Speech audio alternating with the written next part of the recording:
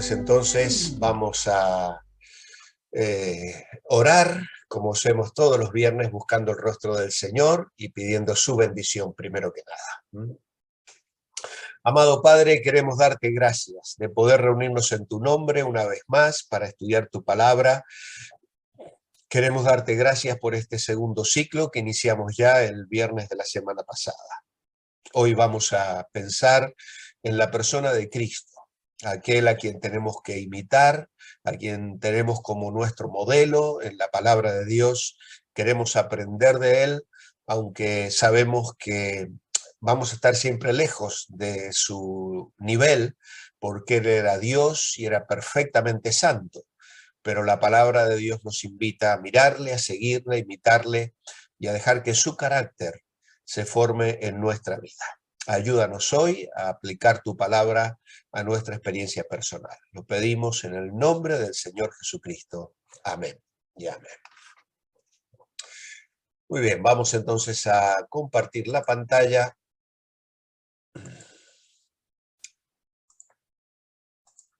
Ahí tenemos. Y entonces ya estamos aquí con el titular de nuestra lección. Cristo, mi modelo. Hay una cita que no aparece aquí en la lección, aunque está implícita en el dibujo, ¿no? Y se encuentra en la primera carta del apóstol Pedro, en el capítulo 2, dice el apóstol Pedro, estoy en primera Pedro 2, dice versículo 21, para esto fuisteis llamados, porque también Cristo padeció por nosotros y nos dejó ejemplo para que vosotros sigáis sus pisadas. ¿Vale? Y este ejemplo, la palabra ejemplo, es en el griego una palabra que se utilizaba en la enseñanza de los niños y se hablaba de una especie de modelo donde los niños podían apoyar y podían imitar las letras que estaban escritas, ¿no? Upogramo se llamaba, ¿no? Y se nos dejó ejemplo para que vosotros sigáis sus pisadas. Es como si la Biblia, Pedro, nos estuviese diciendo que tenemos que poner nuestra vida sobre la vida de Cristo y procurar calcarla, ¿no? Es decir, seguir los trazos de la vida del Señor. Y luego, si seguís leyendo versículos 22 y 23, vais a tener allí unas preciosas lecciones acerca de aquellas cosas que tenemos que imitar y las reacciones que el Señor tuvo en momentos difíciles. Cristo, y ahí tenemos las huellas, las pisadas, el camino sobre el cual tenemos que andar. ¿Qué tenemos al comienzo de la lección? Cristo es y siempre será el mejor modelo que cualquier ser humano pueda seguir. Él fue perfecto en todo. La única persona que con su vida y obras dijo, yo soy el camino y aprended de mí. Esto también es algo significativo. No vais a ver que ningún líder religioso haya podido decir cosas como las que dijo Jesús. Jesús se puso como ejemplo. Jesús incluso dijo que él iba a morir y que iba a resucitar. Y además dijo, vendré otra vez y os tomaré a mí mismo para que donde yo estoy vosotros también estéis. Nadie, ningún otro líder religioso de ninguna religión del mundo ha ofrecido lo que Cristo ofreció, porque Él era Dios. Y aquí precisamente, en esta declaración a veces tan quemada, diríamos, porque la conocemos tanto, Juan 3:16, yo soy el camino, la verdad y la vida. Sin embargo, son expresiones únicas que solo Jesús pudo decir. Y en esto el Señor es completamente diferente a cualquier otro líder religioso que la humanidad haya conocido. ¿Quién vive en mí? Gálatas 2:20. con Cristo estoy juntamente crucificado y ya no vivo yo, mas vive Cristo en mí, y lo que era vivo en la carne, lo vivo en la fe del Hijo de Dios, el cual me amó y se entregó a sí mismo por mí. La respuesta es muy sencilla. Cristo vive en mí. Es interesante notar que en Gálatas capítulo 2 y versículo 20, Pablo está escribiendo en una confrontación que había tenido precisamente con Pedro, que había mostrado cierto orgullo judío en un momento de debilidad. Él había sido, diríamos, el líder de Pentecostés cuando el Espíritu Santo desciende, y es también el apóstol a los gentiles, diríamos, el que en Hechos capítulo 10 abre la puerta de los gentiles cuando va a casa de Cornelio a predicar el evangelio. Sin embargo, cuando se reúne con Pablo y algunos otros judíos y algunos gentiles, mientras los judíos no estaban, Pedro comía y estaba con los gentiles. Pero cuando llegan los judíos, Pedro se retracta y se junta solo con los judíos y Pablo lo tiene que confrontar delante de todo. Lo hace con amor. Y obviamente que para Pablo no era una cuestión de rivalidad personal, ni de prestigio, ni de fama. Lo que Pablo estaba valorando allí era la verdad, la consistencia ante los hermanos que eran más débiles y que ante el ejemplo de Pedro podían realmente tropezar. Y entonces Pablo quiere poner allí el ejemplo de Cristo.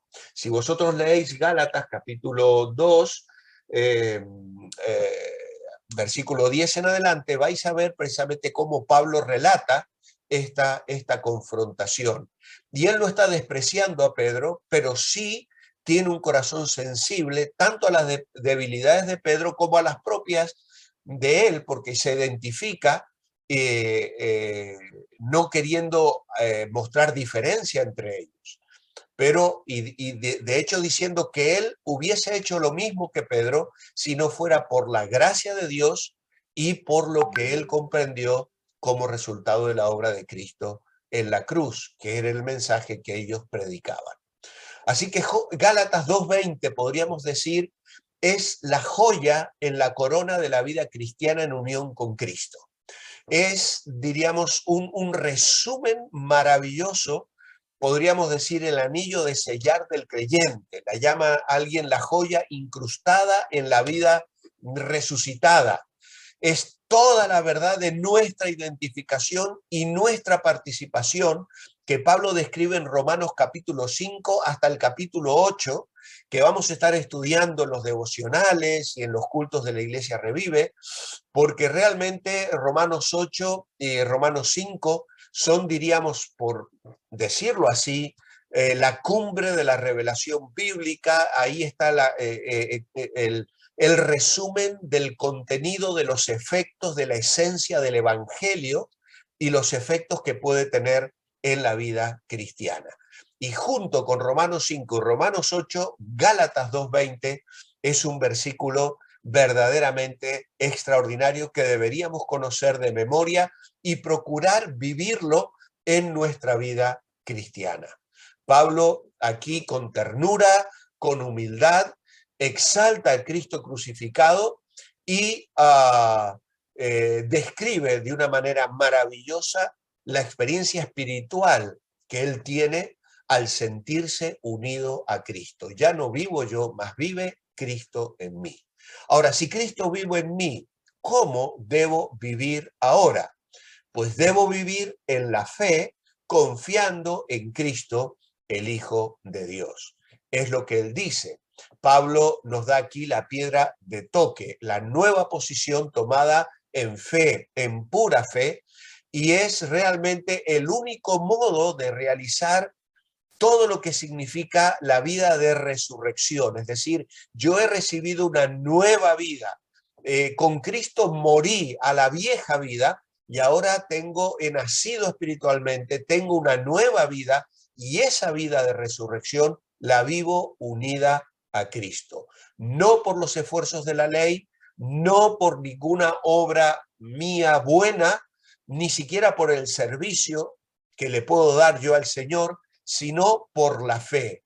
Este es el ambiente, el medio en el que vivimos. El objeto de nuestra fe es Cristo y nuestra unión con Él. Por eso hemos muerto, nos contamos como muertos para nosotros, pero vivos para Dios en Cristo Jesús. Ahora nuestra lección nos dice, siga el ejemplo de Cristo en las siguientes áreas. Y la primera área que vamos a ver es el área del amor. ¿Cómo demostró Cristo su amor?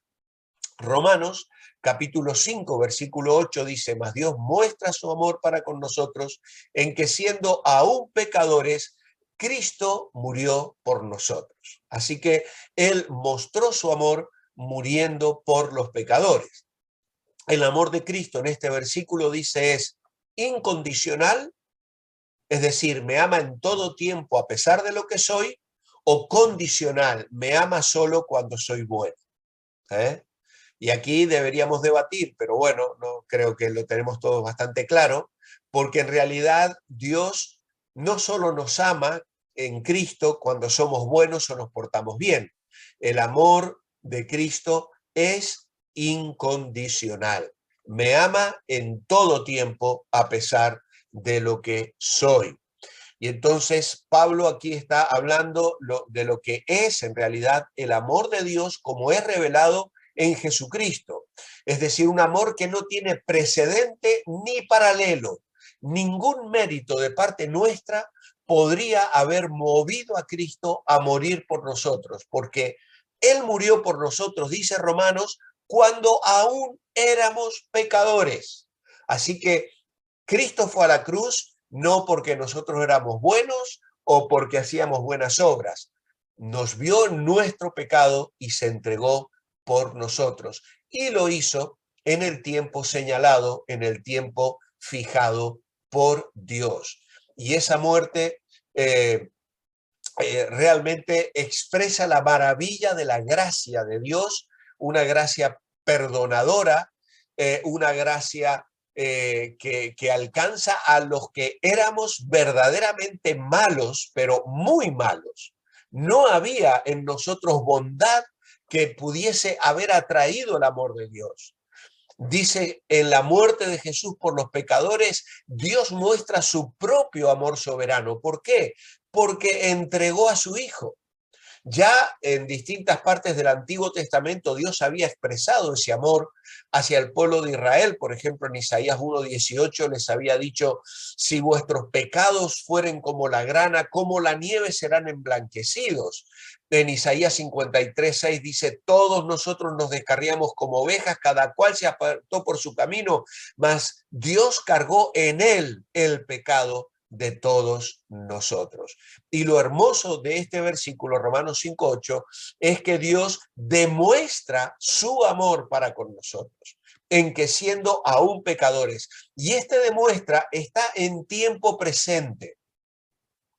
Es cierto que para Pablo, al escribir esta carta, como para nosotros hoy en día, la muerte de Cristo era un acontecimiento que había ocurrido en el pasado. Cristo había muerto ya unos cuantos años antes de que Pablo escribiera esto. Sin embargo, él lo escribe como tiempo presente. Mirad, cuando hoy las personas dicen que quieren tener evidencias del amor de Dios, bueno, las hay. El Salmo 145 dice que Dios hace salir su sol sobre buenos y malos, sobre justos e injustos, y hace llover sobre buenos y malos. Pero Dios no va a dar ninguna muestra de amor más directa y más clara que la que dio en la cruz del Calvario.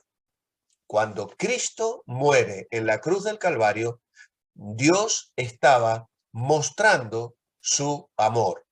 Y allí Dios dijo todo lo que tenía que decir. Así que si hoy hay personas que demandan, que quieren ver a Dios hacer cosas, ¿por qué Dios no para la guerra de Ucrania, por ejemplo? ¿Por qué no la para? Si nos ama, ¿no? Pues es que Dios ya no trabaja así. Ya Dios mostró su amor para con la humanidad, enviando a su Hijo y permitiendo que muriera y padeciera en la cruz del Calvario por cada uno de nosotros. Dios muestra y sigue mostrando su amor.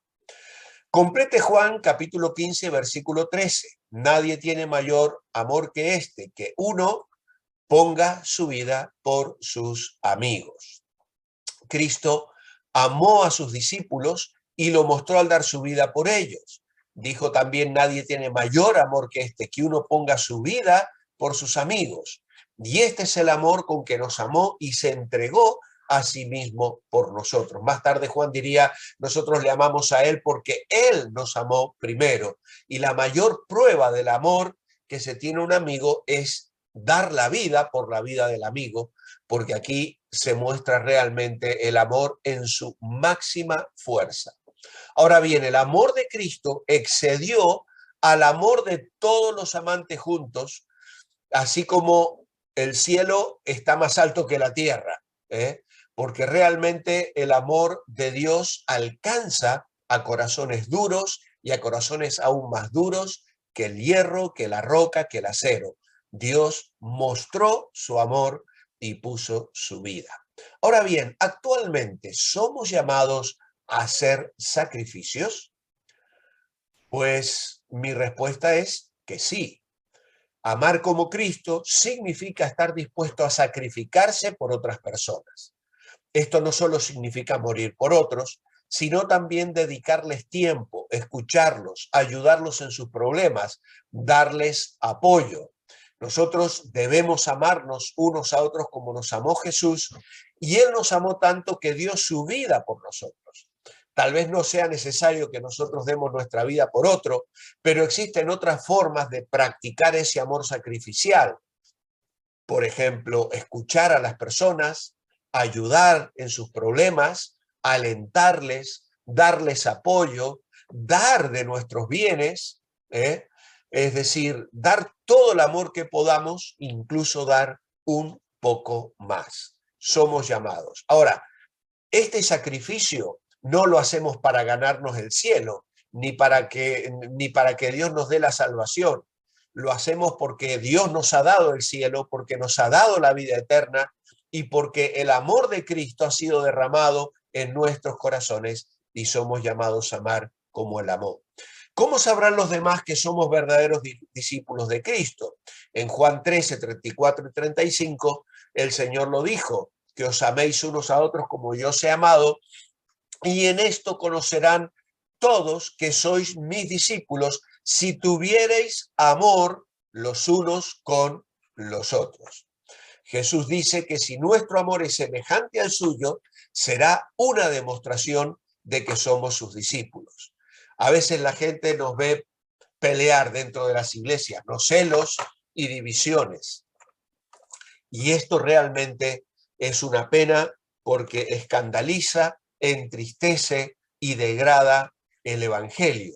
Amar a otros, dijo el Señor, no era un mandamiento nuevo porque ya estaba en el Antiguo Testamento, pero amar a otros de la misma manera que Cristo nos amó, sí era un amor revolucionario. Ahora debemos amar a otros basándonos en el amor sacrificial de Jesús por nosotros. Tal amor no solo va a llevar a los inconversos a Cristo, sino que también va a mantener a los creyentes fuertes, unidos en un mundo hostil a Dios. Jesús fue un ejemplo viviente del amor de Dios, del mismo modo que debemos nosotros ser ejemplos del amor de Jesús. La pregunta 6 dice, ¿cómo puedo permanecer en el amor de Cristo? Juan capítulo 15, versículo 10 dice, si guardareis mis mandamientos, permaneceréis en mi amor, así como yo he guardado los mandamientos de mi Padre y permanezco en su amor. Por lo tanto, ¿cómo permanezco en el amor de Cristo? Amando a los hermanos y obedeciendo sus mandamientos. Esto significa que nuestro amor no es un amor emocional ni místico, sino que se define en el versículo 10 que acabamos de leer como obediencia, como obediencia. Dice, si guardareis mis mandamientos, permaneceréis en mi amor. Y Jesús estableció el modelo a seguir con su obediencia perfecta al Padre. y debemos usarlo como patrón de nuestra obediencia a Él. Como hemos visto, el Señor dejó unas huellas para que nosotros calquemos nuestra vida sobre Él, y la vida de Él fue una vida de obediencia. Por eso, si nosotros nos centramos en lo que leemos en todo el capítulo 15 de Juan, especialmente los versículos 1 al 11, que no los vamos a leer ahora, nos vamos a encontrar nuevamente en el punto de partida de una parada que se llama el amor del Señor. Es decir, ese es un amor que nunca ha estado ausente. En el capítulo 13 dice que el Señor amó a los suyos. Antes de tomar, de ir a la cruz, dice que tomó una toalla y un lebrillo y se ciñó la toalla y lavó los pies de los discípulos porque los había amado y los amó hasta el fin. Y en todo ese trayecto, diríamos, del ministerio del Señor, Él fue expresando su amor, actuando a cada instante en un ejercicio de amor. Así que el amor de Cristo antecede nuestro amor, acompaña nuestro amor, sigue nuestro amor, y en el proceso mismo de hacerlo, crea más amor hacia Él en nuestro corazón, de modo que, por así decirlo, comienza un nuevo ciclo de amor. Cuando nosotros servimos a nuestros hermanos, cuando yo hago una tarea de amor por una persona, hay en mi corazón una renovación de ese ciclo de amor que he recibido de parte de Dios, que me mueve a amar a mis semejantes y a servirle. Y una vez que lo he hecho, siento que en mi corazón se ha renovado ese amor hacia el Señor y hacia los demás. Por lo tanto, esto es una dinámica de comunión íntima con el Señor, de permanencia siempre en ese amor, en una respuesta de obediencia, duplicando de esta manera el amor del Padre por el Hijo. Y como lo dijo el Señor, así como yo he guardado los mandamientos de mi Padre y permanezco en su amor. Él nos instruyó entonces a una vida de obediencia, sirviendo a los demás y mostrando permanentemente el amor de Dios que hemos recibido y que además debemos brindar a nuestros semejantes. El siguiente ejemplo, la siguiente área del ejemplo de Cristo es la humildad y el servicio. Tenemos que imitar a Cristo en el amor, pero tenemos que también imitar a Cristo en la humildad y en el servicio. ¿Qué debemos aprender de Cristo? Mateo 11:29 dice: llevad mi yugo sobre vosotros y aprended de mí, que soy manso y humilde de corazón, y hallaréis descanso para vuestras almas. ¿Qué debemos aprender de Cristo? Que es manso, humilde y tierno de corazón. Cuando nosotros llegamos a encontrarnos con Jesús, le vemos como nuestro maestro. Y en un sentido nos matriculamos en su colegio, en su escuela, para aprender sus lecciones. Cristo ha levantado una gran escuela y nos ha invitado a ser sus alumnos. Debemos entrar en su escuela, asociarnos a sus alumnos y asistir diariamente a las lecciones que nos da mediante su palabra y su espíritu. De este modo, hemos de aprender de Cristo y aprender a Cristo, pues es Él al mismo tiempo maestro, tema, guía y camino, todo en todo y en todos. ¿Vale? El Señor es el maestro, el Señor es el tema, el Señor es el manual, el Señor es la guía, el Señor es el camino, el Señor es todo en cada uno de nosotros. Y aquí en este versículo se dan dos razones para mostrarnos por qué hemos de aprender de Cristo. En primer sentido de la frase, no es que aprendamos de su ejemplo a ser mansos, aunque también es cierto que seamos mansos como Él, sino que vayamos a Él para aprender, porque Él es un profesor que no tiene orgullo, ni es duro como los escribas y los fariseos. Él es suave, Él es compasivo, Él es humilde y Él es condescendiente. Él conoce nuestra debilidad y por eso nos impone un yugo suave y una carga ligera en contraposición al yugo insoportable de los escribas, los fariseos, que imponían cargas que querían que otros acarrearan, mientras ellos no las movían ni siquiera con un solo dedo, ¿no? Entonces, la primera razón para asistir a la escuela del Señor es que es el mejor de los profesores, es manso, humilde de corazón y tiene compasión de nosotros que somos tan ignorantes. A veces hay hermanas, hermanos que me hacen preguntas, y pastores que yo conozco tan poquito, es que yo apenas estoy aprendiendo de la palabra, y a veces hasta se sienten mal por hacer preguntas. Pues no hay que sentirse mal por hacer preguntas, todo lo contrario, tenemos que preguntar porque tenemos que aprender.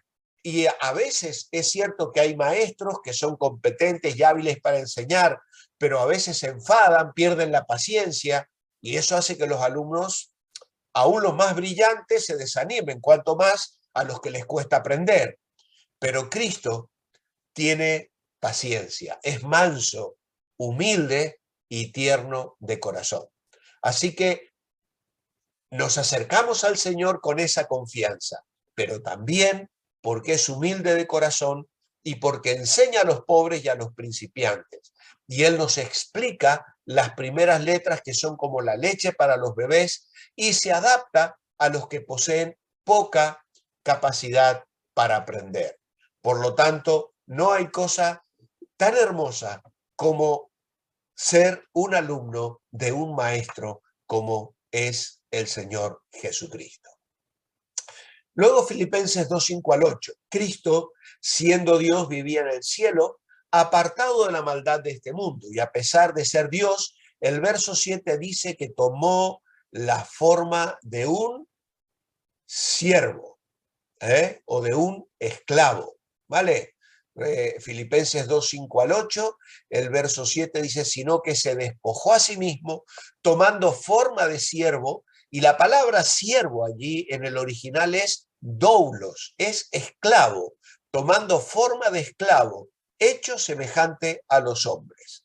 Y estando en la condición de hombre, se humilló a sí mismo, haciéndose obediente hasta la muerte y muerte de cruz.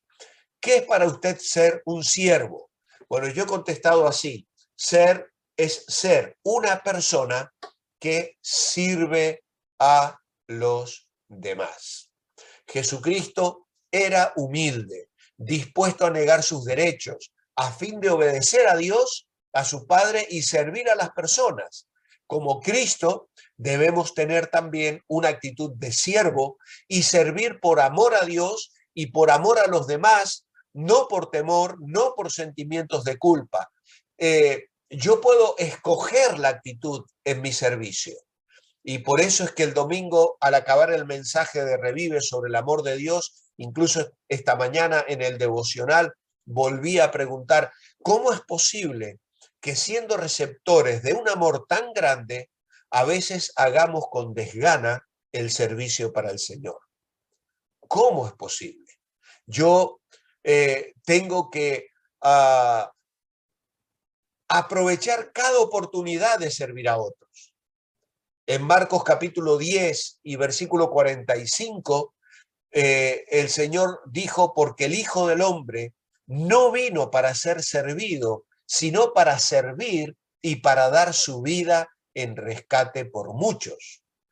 Es el versículo clave del Evangelio de San Marcos.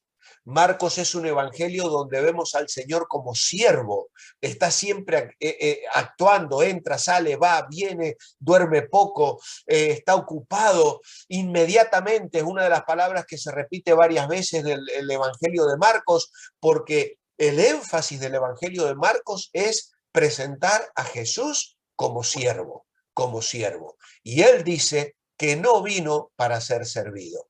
Él es el ejemplo supremo de un liderazgo servicial. El Rey de Reyes y Señor de Señores renunció a sus privilegios, de acuerdo a Filipenses 2, 5 al 8, y dio su vida en sacrificio generoso para servir a otros. ¿Cuál fue la expresión máxima del servicio de Cristo? Pues la mayor muestra de su humildad fue su muerte en la cruz, dice el verso 8. Su muerte no solamente fue dolorosa, sino vergonzosa. Murió desnudo, entre ladrones, sufriendo la burla del pueblo y lo más escandaloso, en una cruz. El verso 5 nos exhorta a imitar su actitud humilde. ¿Cómo la vamos a imitar? Bueno, no siendo egoístas, sino siendo humildes y honrando a los demás. ¿Vale? Esta es la forma en la que nosotros vamos a imitar al Señor Jesucristo. Que Él nos libre de egoísmos, que Él nos libre de orgullo y que Él nos libre de buscar nuestra propia gloria, sino estemos dispuestos a servir e inclinarnos a los pies de aquellos que necesitan de nosotros. Lucas 6:31. ¿Cuál es una buena manera de servir a otras personas? Bueno, en Lucas 6:31 tenemos lo que se denomina la regla de oro.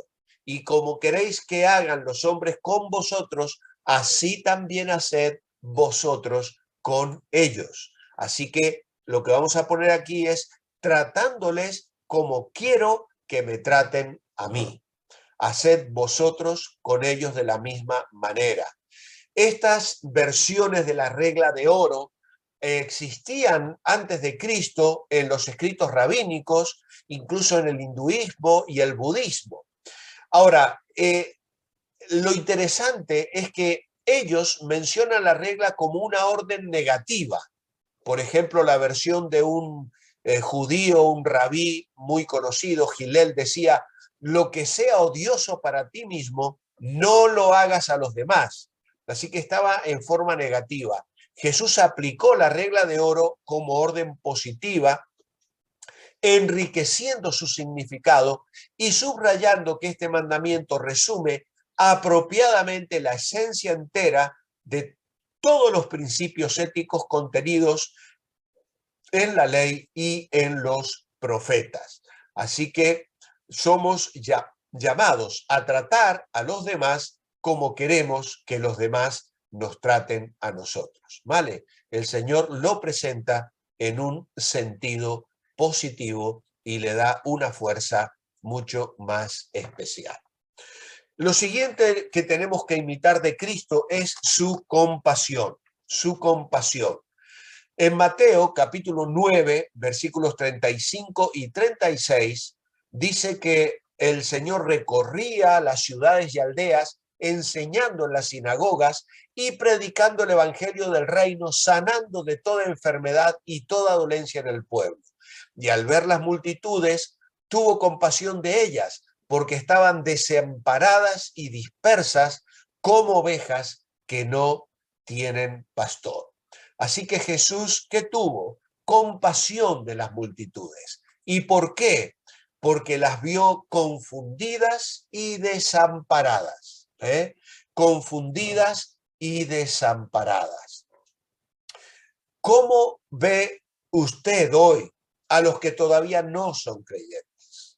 ¿Qué es más fácil? ¿Tener compasión de ellos o despreciarlos?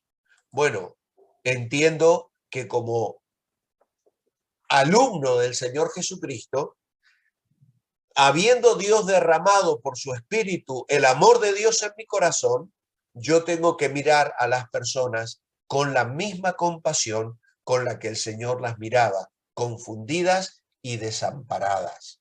La observación del Señor no era solo de curiosidad, Él les miraba con ternura, se compadeció de ellas, pero no solo por motivos temporales, como se compadecía de los ciegos, los cojos, los enfermos, sino por motivos espirituales, porque los veía ignorantes o indiferentes, cerca de morir por falta de visión. Fue por compasión a las almas, por lo que Dios descendió del cielo a la tierra y estando en la tierra estuvo dispuesto a ir a la cruz. Vemos que Cristo tiene más compasión, incluso de los que tienen menos compasión de sí mismos. Y lo mismo deberíamos hacer nosotros. Y vemos lo que le movió a compasión. Dice que estaban cansadas, extenuadas, tenían falta de fuerza en sus almas. ¿Por qué? Porque no disponían del alimento espiritual conveniente. Hemos estado visitando un matrimonio ayer por la mañana con mi esposa y hablamos de eso, la falta de alimento espiritual cuando asistían a una religión distinta, a la Iglesia Católica.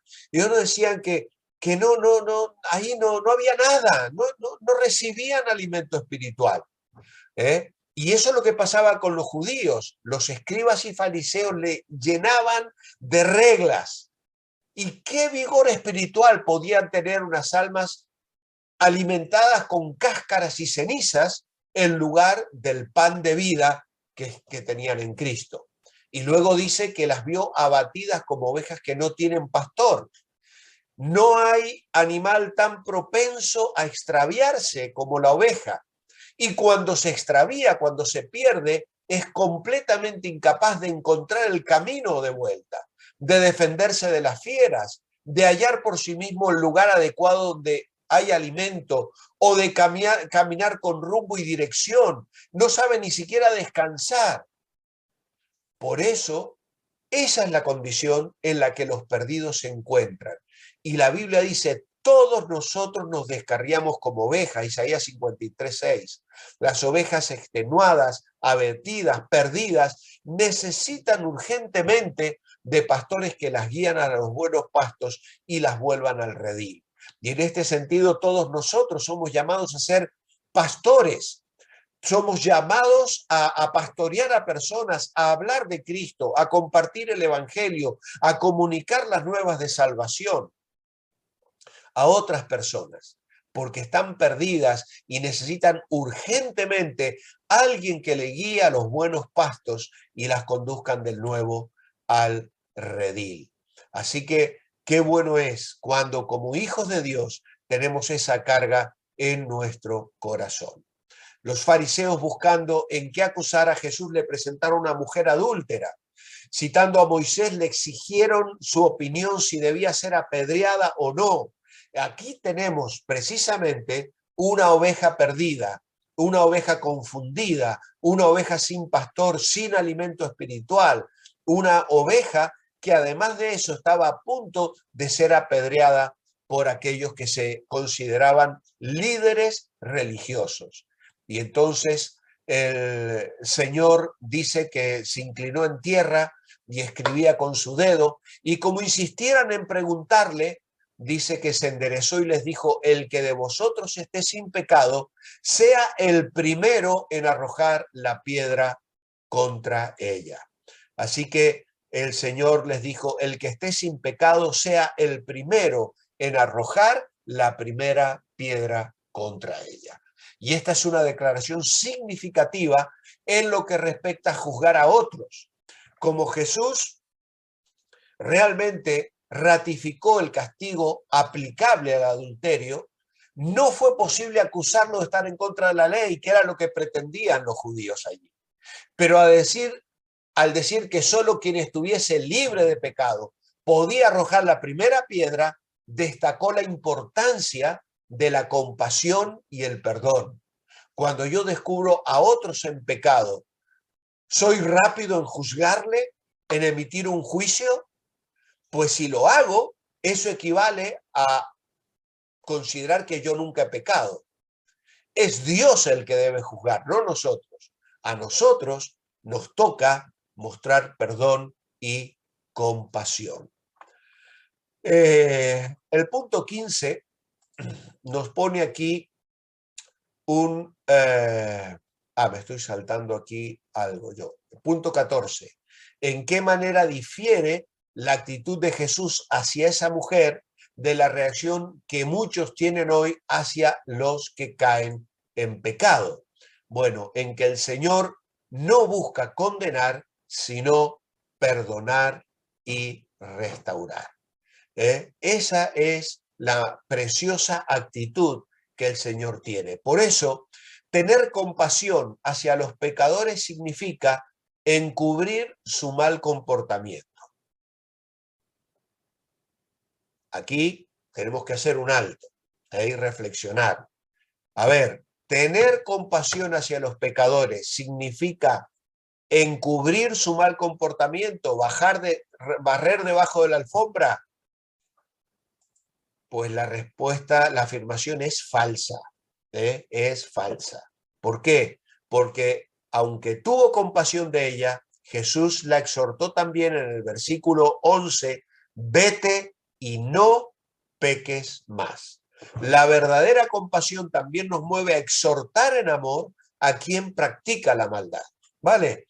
De hecho, esta semana que hemos estado hablando sobre el amor de Dios, en algún momento hemos señalado que en su amor de padre, nosotros también como padres a veces tenemos que corregir y ejercer disciplina sobre nuestros hijos. Y eso implica que no podemos tapar la desobediencia.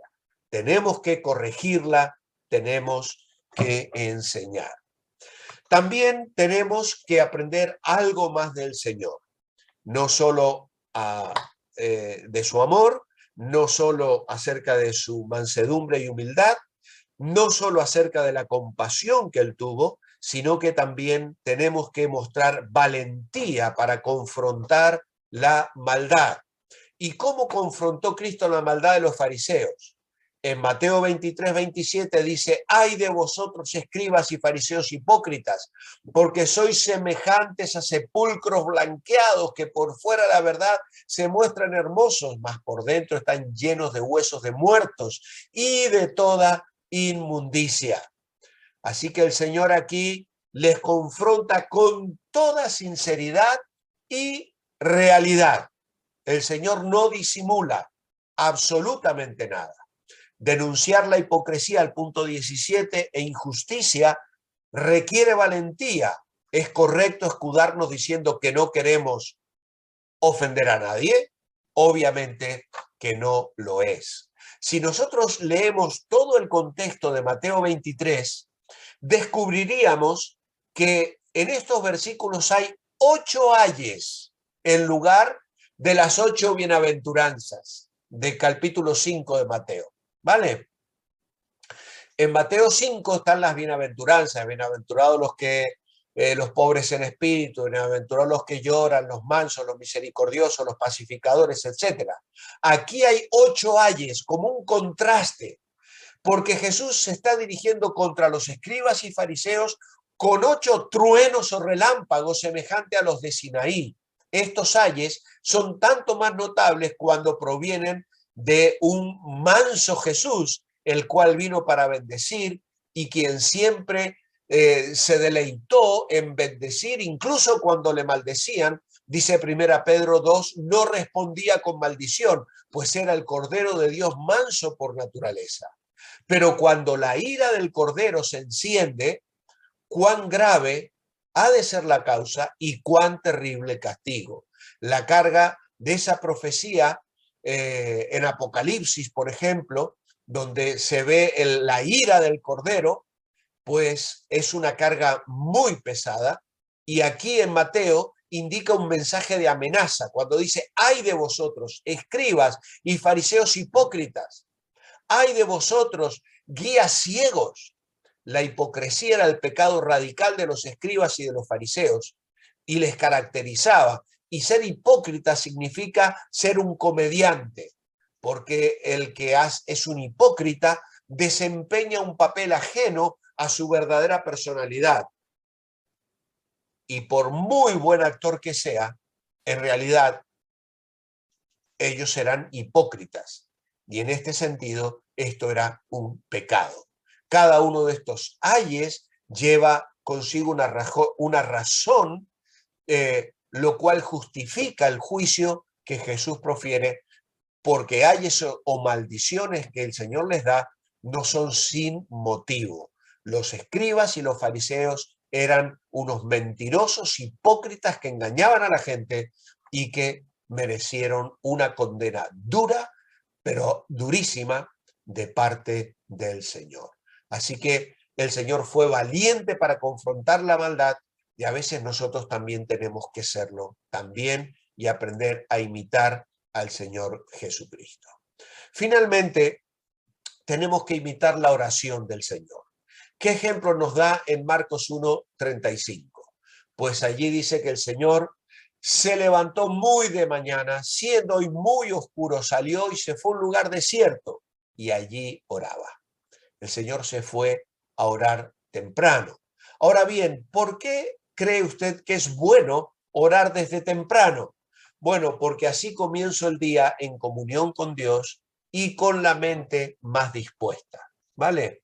El Salmo 5, por ejemplo, dice, Señor, de mañana me presentaré delante de ti y esperaré. De mañana oirás mi voz, dice el Salmo 5. Es precioso este salmo, y lo estoy buscando dice, escucha, Señor, mis palabras, toma en cuenta mis gemidos, atiende a la voz de mi clamor, Rey mío y Dios mío, porque a ti oraré. Señor, de mañana oirás mi voz, de mañana me presentaré delante de ti y esperaré. ¿Os ha pasado alguna vez cuando os levantáis temprano y ponéis la radio para escuchar las noticias y meten una música de una publicidad, de dentríficos, de lo que sea, y luego esa musiquita a lo largo del día la estáis silbando, la estáis tarareando y sin daros cuenta estáis tarareando, ¿no? Y dice, pero ¿por qué se me quedó grabado esto? Pues porque precisamente en la mañana la mayoría de las personas, hay algunos que les cuesta bastante despertarse, pero la mayoría de las personas tienen la mente más fresca para que queden grabadas como surcos en ella las primeras noticias, lo primero que lee, lo primero que hace. Por eso recomendamos levantarse temprano para buscar al Señor en oración. A veces hay personas que me dicen, ay, Walter, yo es que no puedo, yo hasta que no tomo un café y el café me espabila, no puedo ni orar ni leer la Biblia. Bueno, pues levántate un poquito antes, prepárate el café y con el cafecito mientras lo toma comienza a leer la Biblia. Yo prefiero buscar al Señor en la mañana, lo he hecho así toda mi vida y no me falta el mate, por supuesto, pero a veces si por alguna razón no tomo mate, igualmente busco al Señor en oración y en la lectura de la Biblia. Y entiendo que es el mejor momento del día para encontrarme con el Señor. El Señor lo hacía y creo que es una buena disciplina que tenemos que imitar. Luego vemos que en una ocasión Jesús oró toda la noche antes de tomar una decisión importante porque para él era necesario cumplir la voluntad de su Padre. ¿Sobre qué decisión importante oraba Jesús? Bueno, capítulo 6, versículo 12 dice que el Señor fue al monte a orar y pasó la noche orando a Dios, y cuando era de día llamó a sus discípulos, escogió a 12 de ellos, a los cuales también llamó apóstoles. Así que la decisión de escoger a los que serían sus discípulos o apóstoles era obviamente una decisión trascendente. No podía elegir a cualquier persona. Y el Señor, tenemos que recordar que era un ser humano, era Dios, pero era un ser humano que dependía del Padre.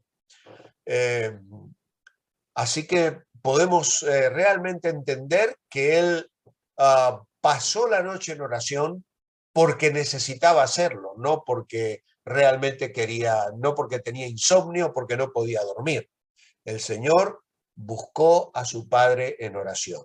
Y a veces es importante para nosotros que ante decisiones importantes, recordemos que Jesús no solo oraba para tomar decisiones, sino también para tener comunión con su Padre.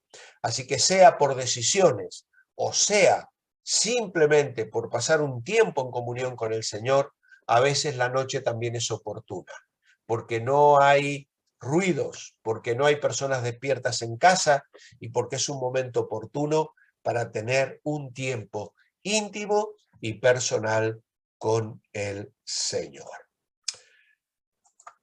Escriba falso o verdadero. Al comienzo de la lección tenemos allí ese desafío.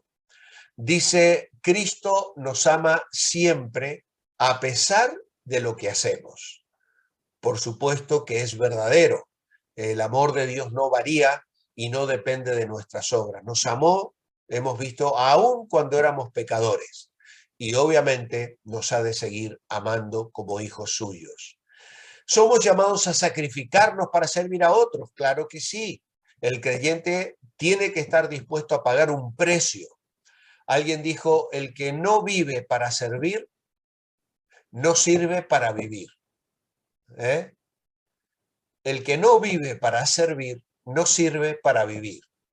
Y realmente sería muy triste pasar por la vida sin estar dispuestos a servir a nuestros semejantes, aunque nos demande un coste, un precio, aunque incluso a veces nos sintamos frustrados, aunque a veces las personas no nos respondan con la gratitud o el amor con que esperábamos que nos respondieran, ¿no? El apóstol Pablo, escribiendo a los corintios, decía, y yo con el mayor placer gastaré lo mío, y aún yo mismo me gastaré del todo por amor a vuestras almas, aunque amándoos más, sea amado menos. Es tremendo la forma en que el apóstol Pablo mostraba su amor y su disposición a servir a sus semejantes. Y en este sentido, nosotros también tenemos que seguir ese ejemplo del apóstol para servir a los demás. Tener compasión por otros es una señal de debilidad. La declaración es falsa. Por supuesto que no. Tener compasión por otros es una señal de sensibilidad, no de debilidad, ¿vale? Debemos tener compasión por otras personas y eso no nos hace débiles, al contrario, nos hace fuertes en el Señor. Muy bien, tenéis allí para reflexionar, Cristo hizo la voluntad de su Padre y lo glorificó en este mundo. Yo como suyo, ¿cómo puedo glorificarlo con mi vida? Tenemos para meditar acerca de la oración y una pregunta para responder sobre nuestra actitud y algunas tareas dispuestas a hacer. Oraré a Dios, buscaré la voluntad divina, cada día me someteré a Él consagrándole cada parte de mi ser. Luego se nos invita a pensar sobre las actitudes que impiden seguir el ejemplo de Cristo y hay una lista de pecados que podrían ser obstáculos para seguir una vida de humildad y servicio.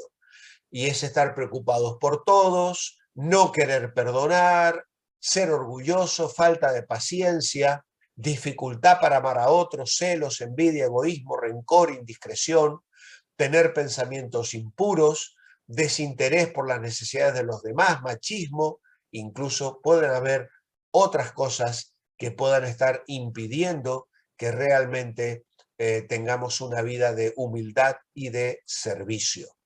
Hay también aquí un desafío a memorizar Mateo 11:21. Llevad mi yugo sobre vosotros y aprended de mí, que soy manso y humilde de corazón, y hallaréis descanso para vuestras almas. El próximo viernes, si el Señor lo permite, veremos el paso 3, que es llamados a servir. Por lo tanto, esta lección nos ha dejado abierto el camino para que luego podamos introducirnos en un tema muy bonito y especial en el servicio al Señor. Así que así llegamos al final. Que el Señor os bendiga y que en esta semana disfrutemos de este maravilloso Maestro que es nuestro amado Señor y Salvador, el Señor Jesucristo. Amén y amén.